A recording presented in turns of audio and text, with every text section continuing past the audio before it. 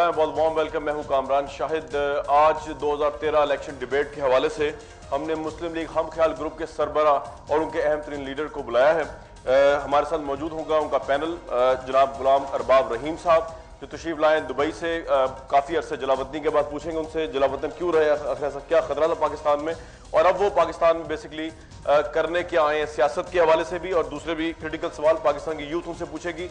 उनकी वजारत आला जो रही परवेज मुशर्रफ साहब के दौर में सिंध की, उसके हवाले से परफॉर्मेंस, और अब जो उनका अलायंस हुआ है नवाज शरीफ साहब के साथ, उसकी लॉजिक के मुतालिक बात करेंगे। Give a big hand please.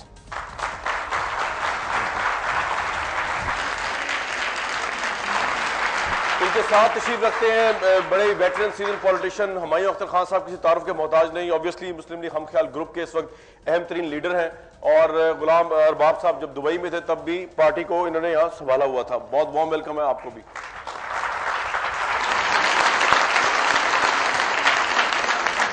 रहीम साहब, मैं ही पहले सवाल का आगाज कर लूं, फिर यूथ आपसे सवाल पूछ लेगी। मुझे ये जानना ये कि जब से आप अब आए हैं वापस, तो हमने देखा 80s का दौर और 90s का, जिसमें पीपल्स पार्टी और एंटी पीपल्स पार्टी पॉलिटिक्स हुई, पर्सनल जातियात पे मतलब पॉलिटिक्स होती रही, लेकिन हमने काफी मरहले तय किए। अब हमने पिछले 5 साल में देखा कि वो जातियात की पॉलिटिक्स थोड़ी कम हुई है। आपके नाकदीन ये कहते हैं कि अब आपके आने के बाद जो है, क्योंकि आपका बड़ा स्ट्रॉन्ग स्टैंड रहा है, खास तौर पे पीपल्स पार्टी के हवाले से, बेनजीर भुट्टो साहबा के हवाले से खासा जाती स्टैंड भी कई दफा लगता है, तो क्या अब दोबारा उसको आप रिवाइटलाइज करेंगे? सिंध में इन होने के लिए जरदारी साहब पर के साथ जाती सियासत चलेगी, जाती इल्जामात लगेंगे गुलाम अरबाब रहीम साहब, या कोई इश्यूज पे पॉलिटिक्स होगी अब की दफा? देखें जी, सियासतदान जब सियासत में आता है तो उसकी जो शख्सियत है वो सिर्फ ज़ात नहीं है, वो फिर मुल्क के हवाले से है, मुल्क की अमानत है। उसकी जो खामियां खूबियाँ होती हैं वो लोग डिस्कस करते हैं। क्योंकि अगर आप वेस्ट में देखें तो वेस्ट में भी हालांकि कितना आज़ाद मुआशरा है, मगर अगर लीडर कोई गलती करता है, मॉरली कोई भी करता है, तो उसको फिर उसको माफ़ नहीं करते। तो ये ज़ात की बात नहीं है। अगर इस्लाम में भी है, आप किसी की पीछे से बात नहीं कर सकते, गीबत नहीं कर सकते, मगर हुक्मरान के लिए आप बात कर सकते हैं पीछे से। तो ये हुक्मरान डिस्कस होते हैं। अगर हुकूमत में ना हो, घर बैठे हों, ना औरत हो या मर्द हो, घर घर बैठेगा, उसके बारे में कोई बारे में ही बातें होती हैं और उनके बारे में बातें होंगी, पर्सनल कोई नहीं होगी। अगर कोई पर्सनल ऐसी बातें होंगी जो उनके अंदर होंगी तो करेंगे ना। आप फिर क्या दीवार को डिस्कस करेंगे, किसी खंबे को डिस्कस करेंगे, किसी का नाम लेके डिस्कस करेंगे? राइट। मुझे सिर्फ बता दीजिए कि जैसे कि जब बेनजीर भुट्टो साहबा तशरीफ ला रही थी तो उस वक्त आपकी स्टेटमेंट बड़ी मशहूर हुई। आपने कहा जी नहुसत अपने साथ लेके आ रही है, ये उनके मुतालिक आपकी राय, या आप समझते हैं कि औरत की लीडरशिप जो है वही जायज नहीं है? बस अब देखें, मैं तो एक बात कही थी, अभी आप बिटवीन द लाइन समझ लें, मगर उस वक्त तो मैंने ये कही थी। मगर अब तो मैं कहूँगा कि मर्दों की हुकूमत में जो नहुसत है वो आपने 5 साल में देख ली। अब अगर इसको भी आप कहते हैं बरकत आई है, तो मैं भी बरकत कहूँगा। पहला सवाल स्टूडेंट की तरफ से। जब आप वज़ीर आला थे तो आप नवाज शरीफ साहब के बारे में बड़े सख्त लहजा रखते थे, बड़ी तनकीद करते थे, लेकिन आज आप उनके साथ नाश्ते भी कर रहे हैं, उनके साथ अलायंस भी कर रहे हैं। आपने उनको कहा कि वो मुल्क से बाहर चले गए, आप भी चले गए, फ़र्क तो कोई नहीं ना हुआ। आप भी चले गए, वो भी मुल्क से बाहर चले गए। तो मैं उन सवाल होने यार, क्लैप बाद में सवाल होने दो। तो जो लोग इस मुल्क को मुश्किल में छोड़ जाते हैं, मैं उसको क्यों वोट दूँ? आप फिर छोड़ जाएंगे, अभी मुश्किल आएगा दोपहर को, आप रात को छोड़ जाएंगे। अब जवाब ले लें। अब आपने बोला, मैं अपने लिए वोट तो आपसे मांगने आ नहीं रहा हूँ, हुमायूं अख्तर साहब के लिए मांग रहा हूं। अगर ये मुल्क से बाहर नहीं गए तो उनको दे दें। नहीं, मैं आपसे इस टाइम कर रहा हूँ ना, मैं आपसे और को कर रहा हूँ, मैं उनसे कर ही नहीं रहा, मैं उनसे कर एक बात अब सुने भी सही ना जवाब। हाँ जी। अब आप जवाब देना चाहते हो तो खुद दें फिर जवाब। मैं उनसे क्वेश्चन नहीं किया, आपसे किया। नहीं, मेरे से किया, मगर मैं उनकी पार्टी का हेड हूँ तो मैं आपसे बात कर रहा हूँ। अच्छा, बात यह है कि मियाँ नवाज शरीफ और हमारा इख्तलाफ था, जब तक था तब तक था, हम एक दूसरे के खिलाफ बात करते थे।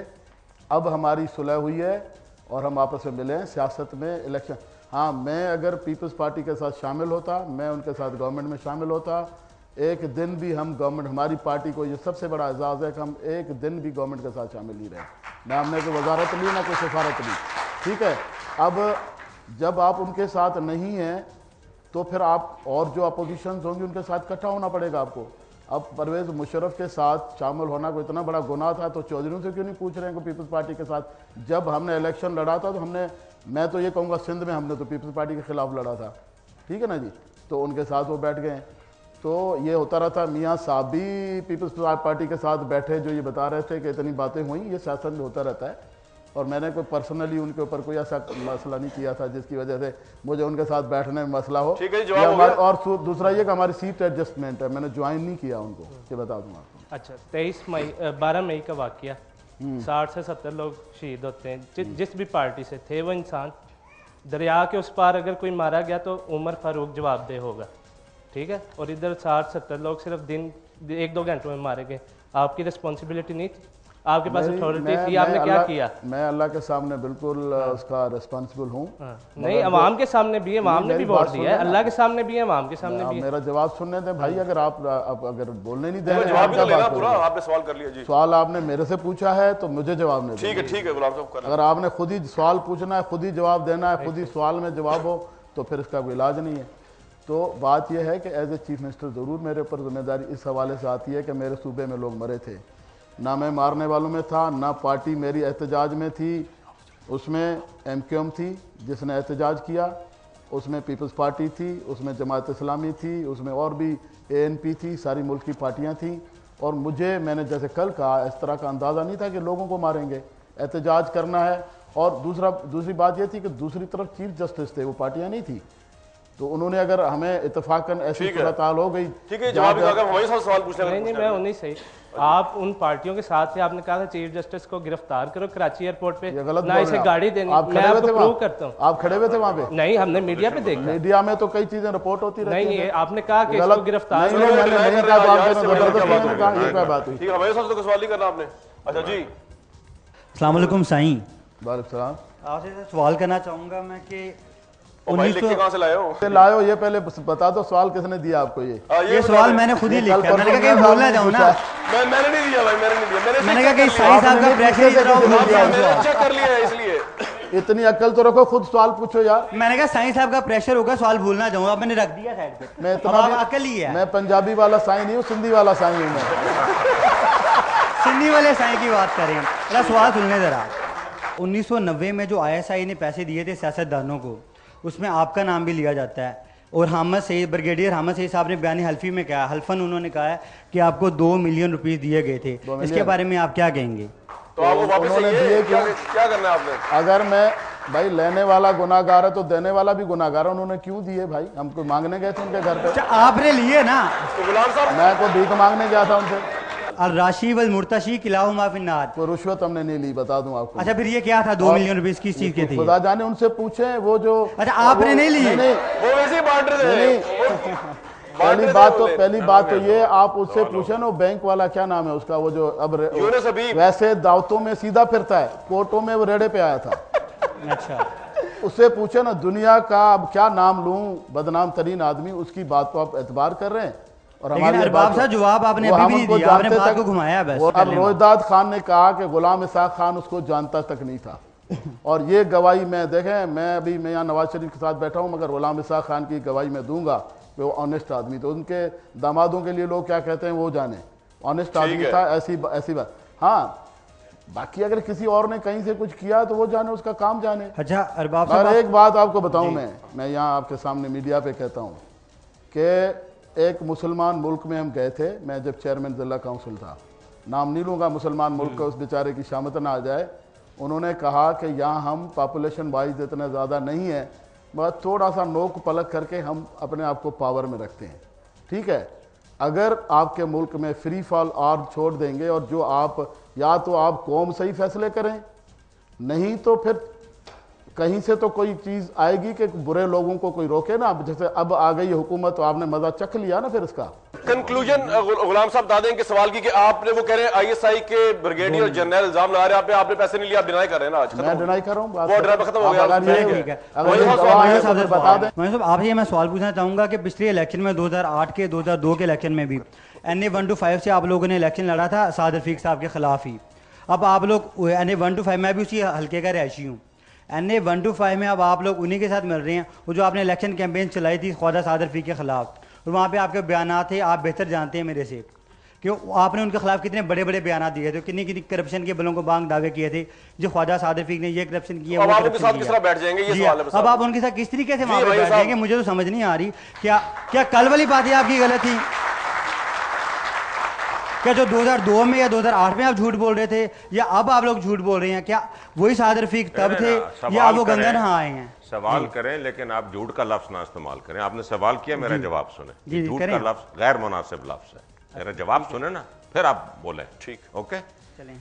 2002 में मैं साद रफीक के खिलाफ नहीं लड़ा था। 2002 में मैं अकरम जकी के खिलाफ लड़ा था और 2008 एक मिनट और जीता था। ओके। और 2008 में जी मैं काफ के टिकट पर लड़ा था, साद रफीक साहब नून के टिकट पर लड़े थे।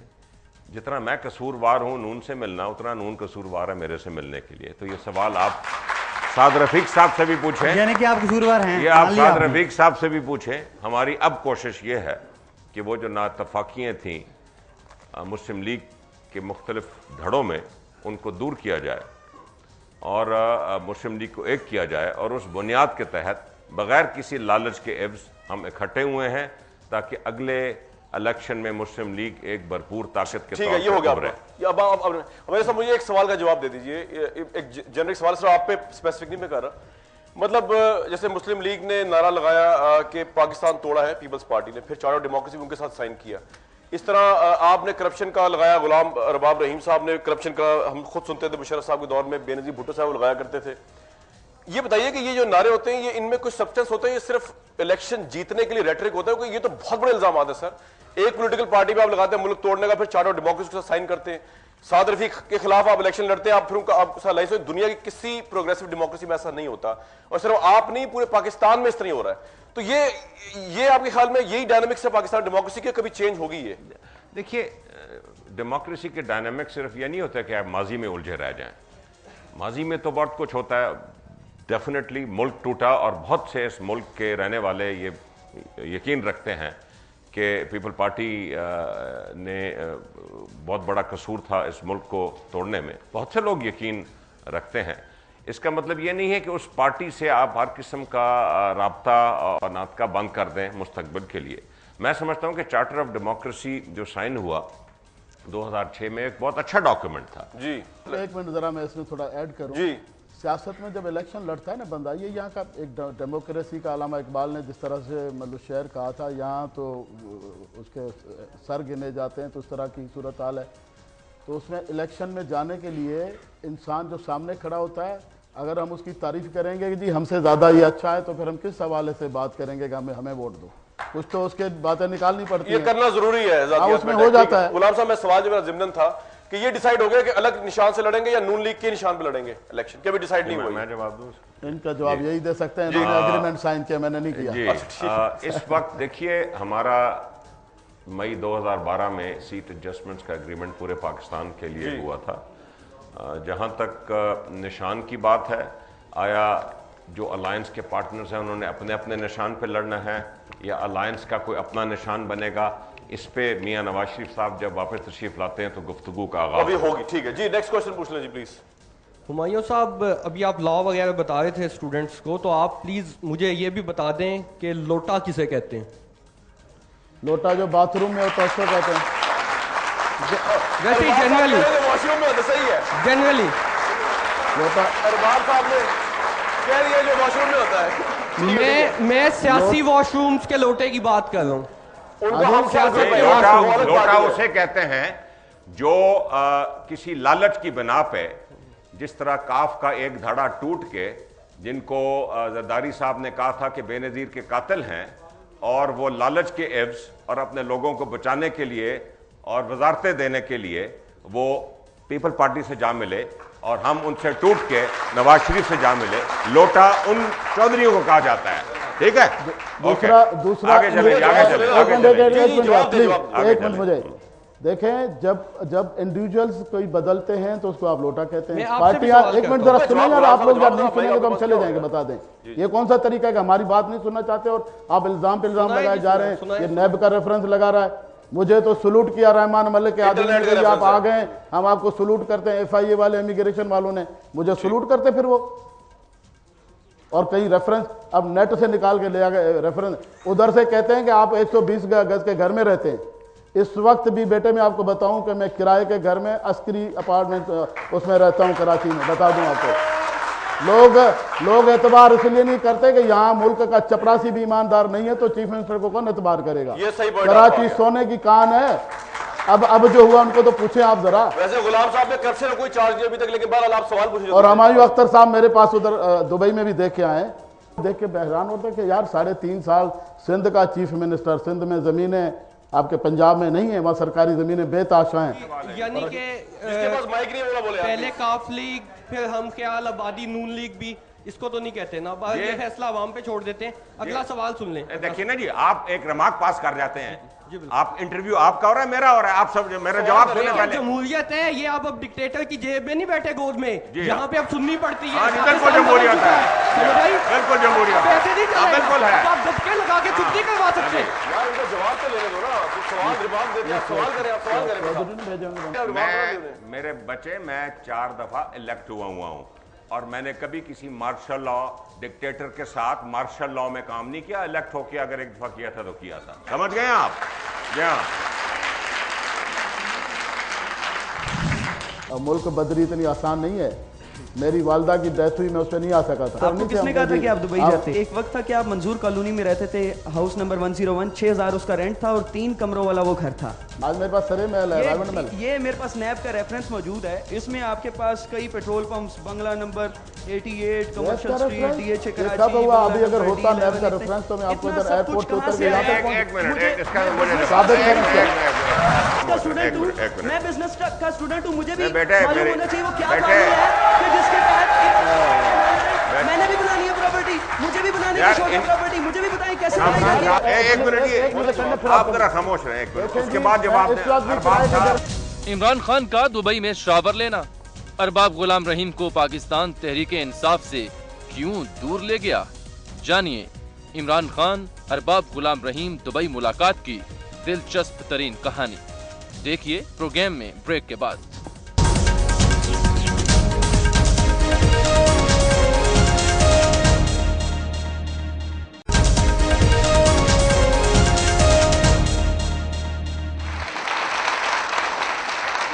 तारिक खटक है, जामिया पंजाब में ज़ेर तालीम हूँ। मयूं अख्तर खान साहब से मेरा पहला सवाल है कि सर, आप एक वक्त था कि मुस्लिम लीग काफ में रहे, आज हम ख्याल ग्रुप में हैं।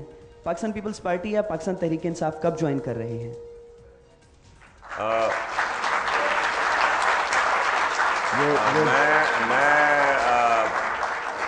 मैं हमेशा मुस्लिम लीग में रहा हूँ और अभी एक भरपूर कोशिश की है मुस्लिम लीग के मुख्तलिफ धड़ों को इकट्ठा करने की।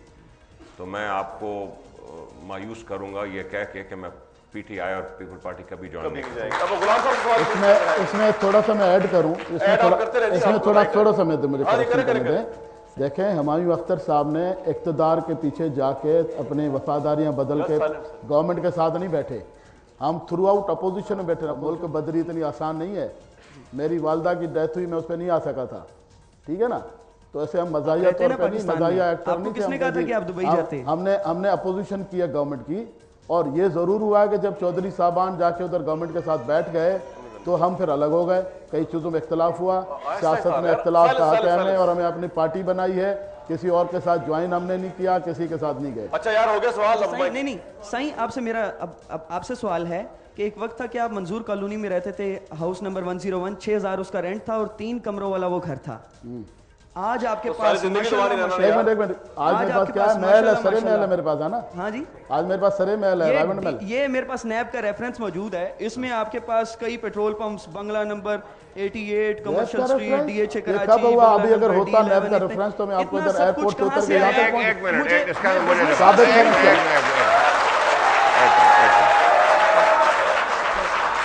आप नहीं जी, नहीं, मैं सेक्रेटरी जनरल हूँ। मैं एक मिनट,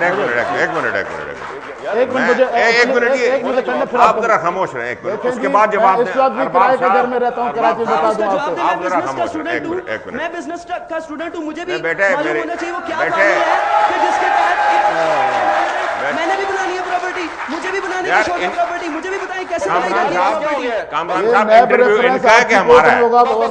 एक मिनट, ये नैब का रेफरेंस आप कहां से निकाल के लाए? कहां से? क्या है ये? क्या इंटरनेट में जाली अगर रेफरेंस हो वो फिर इसमें ये आप नैब की एक मिनट आप अगर इंटरनेट में जाली आप रेफरेंस उठा लाए हैं, क्योंकि नैब ने आज तक किसी किस्म का कोई रेफरेंस अरबाब साहब के खिलाफ नहीं बनाया, इसका मतलब है आप ये जाली रेफरेंस इंटरनेट का डॉक्यूमेंट जब तक कि वो इदारा जो है उसको ये ना बताए कि ये जेन्युइन डॉक्यूमेंट है, वो जाली डॉक्यूमेंट होता है। एक मिनट जरा आपने एक जाली डॉक्यूमेंट पे ये एक इल्जाम लगाया है अरबाब गुलाम रहीम के खिलाफ। नेट का डॉक्यूमेंट कौन माने नहीं रखता जी? नेट का डॉक्यूमेंट कौन माने नहीं रखता? एक मिनट बात तो करने दें मुकम्मल। ये इंटरनेट में आप लिख नेट का डॉक्यूमेंट कोई माने नहीं रखता बच्चे। आप जरा थोड़ा सा लॉ भी पढ़ लें, ओके? 2005 को ये आप थोड़ा लॉ भी पढ़ लें। अच्छा, नंबर एक देखिए, जरा मेरे से बहस ना करें, जवाब सुने आप, ओके? दूसरा ये है कि अगर नैब का रेफरेंस बना जी, हो सकता है कि वो अगर बना उस रेफरेंस पर जब इन्वेस्टिगेशन हुई हो उसके बाद रेफरेंस खारिज हो गया हो, तो इसलिए आप रेफरेंस का नाम लेके ये मत कहें कोई रेफरेंस नहीं आया। अगर अब वो तो बना नहीं, और दूसरा अगर आप कोई रेफरेंस की बात कर भी रहे हैं उसमें अगर किसी किस्म की बंदा जवाब दे दे, मैंने सवाल उनसे पूछा, गलत बात आपसे नहीं पूछा, उनसे पूछा। आप पढ़े लिखे होके आप गलत जाली डॉक्यूमेंट्स ला के पता नहीं किसके कहने पे आप बोलना शुरू कर देते हैं। आगे से आप हंस रहे होते हैं बच्चों की तरह। अब एक मिनट देखें जी, हमें कोर्ट में गवर्नमेंट ने लिख के दिया है कि अरबाब गुलाम रहीम पे कोई केस नहीं है। मैं अभी आपको लाया नहीं, 7 डॉक्यूमेंट में आपको दे सकता हूं। और जरदारी साहब अगर मेरे पे रेफरेंस होता तो जरदारी साहब मुझे एयरपोर्ट से बाहर निकलने देते। बात यह कि अब तो जब ये इलेक्शन में जाएंगे वो 18 शरायत है, उनके अंदर नैब शेफ सब आ जाएगा अगर कोई ऐसा मसला हो। क्यों जी? गुलाम साहब जो इलेक्शन कमीशन ने जो पेपर दिया, आप टेंशन को लेने बैठे हुए आराम से कोकती हैं। चले जी, नहीं मैं ये कह रहा हूं आप पाकिस्तानी हैं तो हम लोग भी पाकिस्तानी हैं। कुर्सियों पे क्या लगा हुआ है? तो हम इंडिया और हमें भी हक है कि गलत इल्जाम ना लगे। हाँ, हम इंडिया से नहीं उठ के आए। अब सिंध में आप हैं, वहां पे आसिफ जरदारी साहब का सिक्का राजुल वक्त है, तो बेसिकली आप दोनों में से प्रिवेल कौन करेगा उधर? सियासी तौर पे आपका अपना एनालिसिस क्या है? देखें जी, पंजाब में जिस तरह से लोग सिंध से आके उन्होंने मुझे वेलकम किया है, ये पहले पीपल्स पार्टी किया करती थी। ठीक है। तो सिंध की जमात और खासतौर मुस्लिम लीग तो सिंध में थी नहीं। तो अल्लाह की मेहरबानी से मैंने प्रूव किया है कि सिंध के लोग मेरे पीछे आने के लिए तैयार हैं और हम वहाँ जाएंगे। ये ज़रूर है कि सिर्फ हुकूमत उनकी है और मुल्क का ये हशर करने के बावजूद आप पंजाब वालों से ज़्यादा तो गवाह कोई नहीं है। अभी भी अगर आपको अच्छे लगते हैं तो बिस्मिल्लाह, हमें क्या है? हम आपके इलाके के हैं, हमें तो इसलिए अच्छे लगते हैं। नहीं, हमारे इलाके के हमने तो नहीं भेजा, उनको आपने बिठाया है, हमने नहीं बिठाया। मैं बिठाने वालों में के उसमें नहीं हूँ, ठीक है, आप लोगों ने बिठाया। और दूसरा ये है कि इंशाल्लाह मुकाबला करेंगे। बात तो मुकाबले की सियासत की होती है ना, हम हथियारों से तो नहीं लड़ेंगे, मुकाबला करेंगे। और इंशाल्लाह अगर लोगों ने वोट दिया, फिर ये तो अपना किसी नाई से किसी ने पूछा कि मेरे बाल स्याह हैं सफ़ेद हैं, उसने कहा थोड़ी देर में नीचे आ जाएंगे, फिर देख लेना कैसे हैं। तो कुछ दिनों के बाद सामने आ जाएंगे, तो देख लेना कैसे हैं। जनाब अरबाब साहब से मेरा सवाल है कि अरबाब साहब, मोहतरमा बेनज़ीर भुट्टो शहीद के कातलों में आपका भी नाम आता है, आप इस बारे में क्या कहते हैं? मेरा नहीं था, गलत है। जो डिप्टी प्राइम मिनिस्टर बैठे हैं उनका नाम था। ये जो बीच में बच्चे बोल रहे हैं ये भी सुन लें। सर, जो दुनिया कहती है कि आपका, दुनिया तो आपके लिए कहती होगी, फिर मैं तो कहता हूँ आप थे। मेरी कौन दुनिया कहती है? हाँ, मैं तो कहता हूँ आप थे, फिर आप उनसे मिस हो गए। नाम था तो जरदारी साहब सदर हैं, इनका अगर नाम था जरदारी साहब सदर हैं, आके पकड़ लें इन्हें। हाँ ठीक है, अब पूछ लें बेनज़ीर साहब। जरदारी साहब खुद कहते हैं कि मुझे पता है, तो आप जाके उनसे पूछे ना कौन थे भाई। तो खुद कहते हैं, लोगों से कहते हैं मेरी बीवी मर गई, मेरे बच्चों की माँ मर गई, आपको क्या तकलीफ है? तो आप यही बात आपको भी कही उन्होंने, आपको क्या तकलीफ है भाई?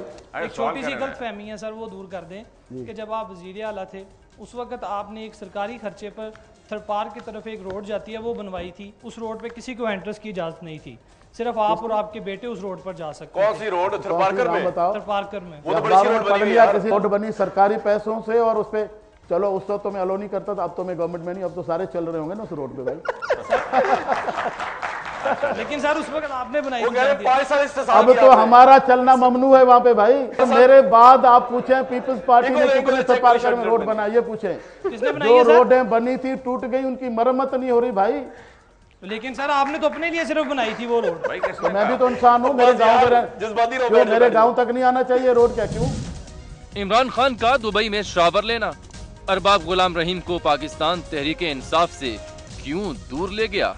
जानिए इमरान खान अरबाब गुलाम रहीम दुबई मुलाकात की दिलचस्प तरीन कहानी। देखिए प्रोग्राम में ब्रेक के बाद।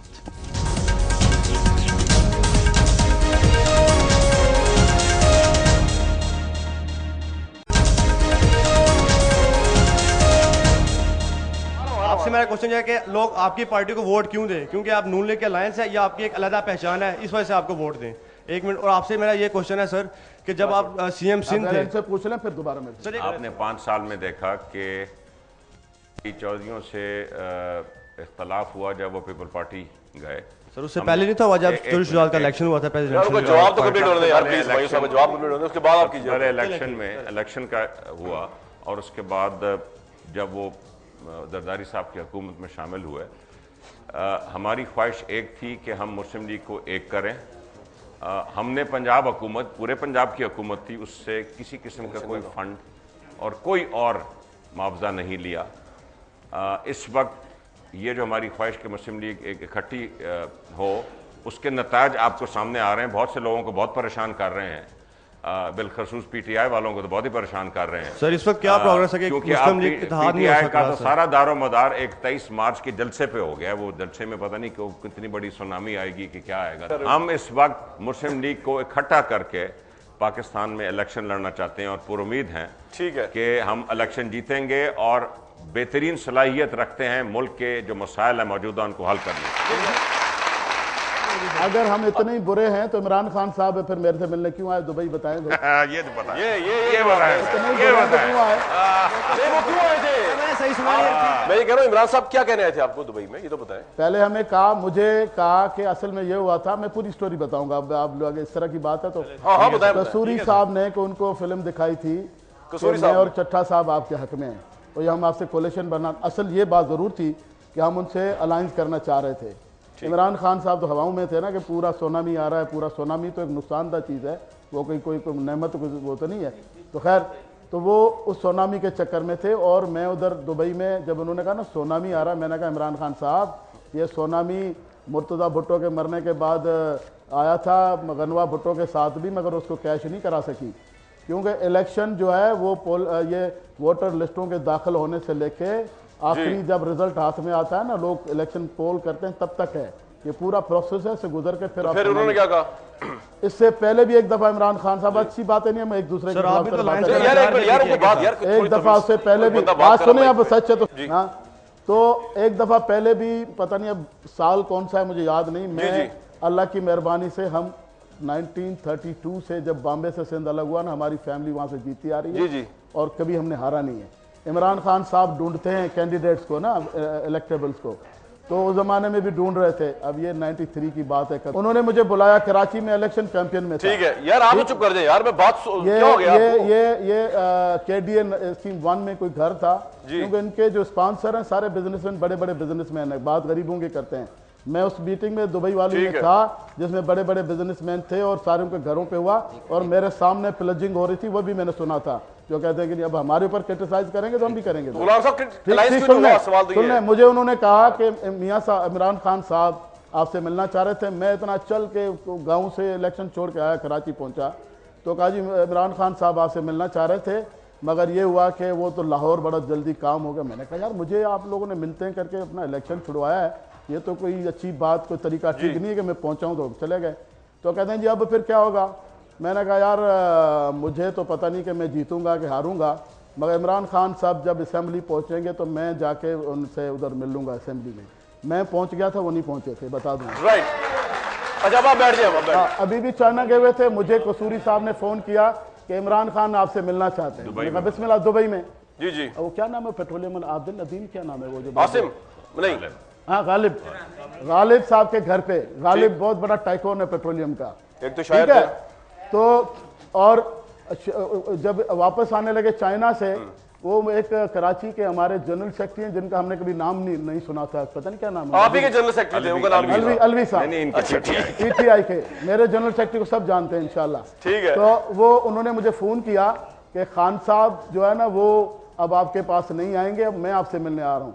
मैंने कहा भाईजान आ जाएं बिस्मिल्लाह, ना मैंने कार्ड इनविटेशन का उनको भेजा था ना आपको भेजा, ठीक है, अगर आना चाहते हो आ जाएं।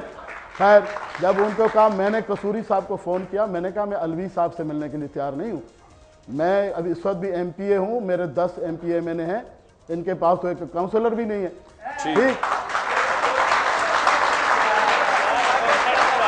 अभी आ रहा हूँ, अभी आप भाईजान सवाल क्या आपका? हम इंडिपेंडेंट अलग पार्टी हैं, इमरान खान साहब के मुखालिफ नहीं है। अगर इनकी मुखालफत है नून से, आपकी आवाज़ नहीं आ रही, इनकी अगर नून से मुखालफत है तो वो जाने। और दूसरा ये बताऊं, कल भी मखदूम शाह महमूद साहब का फोन आया मुझे और मुल्तान से चल के इधर मिलने आए। क्यों आए भाई? अच्छा, क्या साहब? हाँ, लो भाई। कामरान, अरबाब साहब की जो दुबई का एपिसोड है वो 2 मिनट इनको और दे दें प्लीज। देखें, गालिब साहब ने मुझे फ़ोन किया, जब उसने मुझे कहा ना इमरान खान साहब नहीं आ रहे, मैंने कहा ठीक है, मैं नहीं आ रहे तो नहीं आ रहे। मैंने फिर कसूरी साहब को कहा, मैंने कहा ये क्या तरीका है? खैर कसूरी साहब ने उनको कहा क्या हुआ, वो उनका प्रोग्राम चेंज हो गया। मुझे गालिब साहब ने फ़ोन किया, जी खान साहब मेरे पास खाने पे आ रहे हैं तो आप आ जाएं। मैंने कहा जी मैं तो नहीं आऊँगा, मैं क्यों आऊँ? खान साहब तुम्हारे पास खाने पे आ रहे हैं, मैं क्यों आऊँ? खैर उन्होंने मेरे समाज गालिब साहब की और मेरी मुलाकात हुई थी चट्टा साहब और कसूरी के थ्रू। ठीक है ना, उनका बड़ा एक स्टेट है वहाँ दुबई में। खैर मैं वहाँ गया, पहले मुझे बुलाया गया कि आप आएँ, थोड़ा सा पहले आए खान साहब आपसे, फिर खैर मैंने गालिब साहब ने कहा तो मैंने मान लिया। अब सियासत में थोड़ा सा लचक तो रखनी चाहिए जनाब, बहुत ज़्यादा। हमारी ज़्यादा कोई उनसे दुश्मनी नहीं थी, तो हम मेरे साथ इमरान खान की कोई मुखालफत नहीं है, ना मेरे उन हल्के में वोट है उनका, अभी भी मैं चैलेंज करता हूँ, एक वोट भी नहीं है। तो ये हुआ कि उन्होंने मुझे बुलाया, मैं चला गया। मैं वक्त से पहले गया कि जी मुलाकात करना चाहते हैं। सियासत में कुछ एटिकेट्स भी होते हैं। मैं जाके वहाँ बैठा, मुझे बाहर बैठा दिया गया। खान साहब फिर नेकर और उसमें आए शराबूर से पसीने में, मुझे कहा अरबाब जी सलाम वालेकुम। जी वो मैं ज़रा एक्सरसाइज कर रहा था, मैं ज़रा शावर लेने जा रहा हूँ। मैं कोई फारिग था वहाँ से अपने घर से जो जाके से खान साहब का इंतज़ार करूँ। फिर आप खत्म मुलाकात हो गई? हाँ जी। तो इसका मतलब बात आगे नहीं बढ़ी ना, वो शावर नहीं चलेगा, वापस आ गए वो मियां नवाज शरीफ से मेरी मुखालफत रही है, ठीक है, मैं फ़र्क बताता हूँ सियासतदान का। हाँ जी। मैं उनके घर पे गया, मैं उनके घर पे, मेरी मुखालफत रही है, चोट पे रही है, हम एक दूसरे के बहुत मुखालिफ रहे हैं, 2 टेन्योर जी, जितना मैं उनके घर पे गया, वो खुद थोड़े से देर हो गए, बाहर से आए, उन्होंने मुझे बिठवाया, अपने बंदे को भेजा, मुझे गाड़ी में वो लेके गए वहाँ पे, ठीक है, और बिठवाया। उनका बेटे को उन्होंने कहा, हसन नवाज नाम है क्या है, हुसैन नवाज जो भी है, उनसे उन्होंने कहा कि अरबाब दुबई में जी। उन्होंने कहा कि इनको आप जरा अरबाब साहब को बैठे कंपनी करें मुझे। वो क्या हुआ कि वो पहुंच तो गए थे मगर चावल वो वॉश कर रहे थे या क्या वॉशरूम में, ठीक है। तो जब वो आए मुझे रिसीव भी किया, बैठे भी सही, मुझे दोबारा गाड़ी तक छोड़ने दे गए, इज्जत दी। और इमरान खान साहब वो मसरूफ रहे, उनको पता भी नहीं चला मैं कब चला। वो एरोगेंट है इमरान साहब, ठीक है। फर्क है कि सच्ची बात है, मेरी अपनी ख्वाहिश, हमायूं साहब पता नहीं क्या कहेंगे, मियां साहब और इमरान खान साहब। इमरान खान साहब को ये मैंने मशवरा भी दिया कि जो अपोजिशन हैं वो इकट्ठी हो जाएं, इकट्ठे होके करें, ठीक है। मगर यहाँ तो सारों के अना का मसला है। मेरा सवाल आप दोनों से है कि आप अब लोग अवाम के पास जा रहे हैं, तो क्या आप अभी अवाम से माफी मांगेंगे कि आप दोनों ने एक डिक्टेटर का साथ दिया?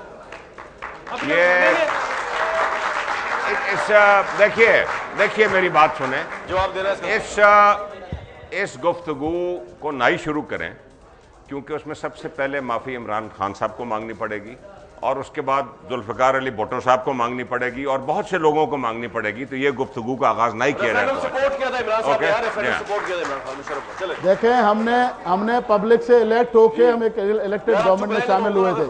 हम पहले से शामिल होकर हमने सीट नहीं मांगी थी, एक सीट दे दो हमें। पाकिस्तान में पीपल्स पार्टी ने जो दौरे इक़्तिदार गुजारा है, तमाम सियासी जमातों ने और तमाम सियासी लीडरान ने ये महसूस किया है कि एक जरदारी सब पे भारी। आप क्या महसूस करते हैं, ये बात ठीक रही है? मेरी गुजारिश सुने, एक जरदारी सब पे भारी पीपल पार्टी सोचती है, उनको 5 साल मिल गए, जरा 2-1 मिनट ठहर जाएं, आपको नजर आ जाएगा कि कौम पे बहुत भारी रहा जरदारी और कौम उन्हें फारग करेगी। मेरा हुमायूं अख्तर साहब से क्वेश्चन है कि आपने 2008 के इलेक्शन में ख्वाजा साद रफीक ने आप पे इल्जाम लगाया, आपने सर एक क्वेश्चन, आपने उस पर इल्जाम लगाया, आपके पास कुछ शवाहिद तो थे जो आपने उस पर इल्जाम लगाया ना। मेरा सवाल आपसे ये है कि आप उस पार्टी से क्यों नहीं अलायंस बनाते जिसपे करप्शन का इल्जाम नहीं है, जैसा कि पाकिस्तान अवामी तहरीक? उनको मौका ही नहीं मिला, इसलिए इल्जाम नहीं है। मौका मिलेगा फिर आप देखना इतना बार लगते हैं। कर्नल कादरी साहब, वो तो शेखुल जिसको भी इस्लाम मौका है। मिले, जिसको भी मौका मिले।